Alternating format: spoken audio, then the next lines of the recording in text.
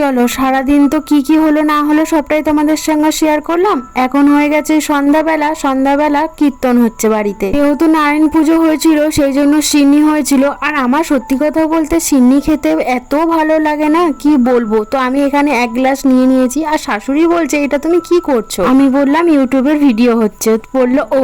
তারপরে তো সবাই মিলে বসে পড়লাম। হচ্ছে এই অল্প অল্প করে কিছু খাবারের আয়োজন হয়েছিল। খাবারে হয়েছিল হচ্ছে ফ্রাইড রাইস, আলুর দম আর পায়েস। আমি আর আমার জায়ের মা মিলে সবাইকে দেওয়া ঠাওয়া করলাম। অনেকটা রাতও হয়ে গেছিল, সবাই আসতেও শুরু করেছিল। সবাইকে দিয়ে দেওয়ার পরে আমিও খেতে বসলাম। একটা রাত হয়ে গেছে জানো, এখন বাজে ওই 10:30 মতো। আর যা রাত্রেবেলা কীর্তি করলাম ঘুমাতে গিয়ে, দেখো তোমরা। পুজোতে তো সবাই এসেছিল, কিন্তু কিছু কিছু মানুষরা আবার মিষ্টিটাও হাতে করে নিয়ে এসেছিল। তো সেই মিষ্টি ফ্রিজে রাখা হয়েছিল। তো শ্বশুর বাড়ি গিয়ে আমরা মিষ্টি চুরি করে খাই। এই যে ফ্রিজ থেকে বার করে মিষ্টি খাওয়াটা যে এতটা লেটেস্ট হয়েছে কি বলবো, সেটা পরের পার্টে আসে, তোমরা দেখতে ভুলো না।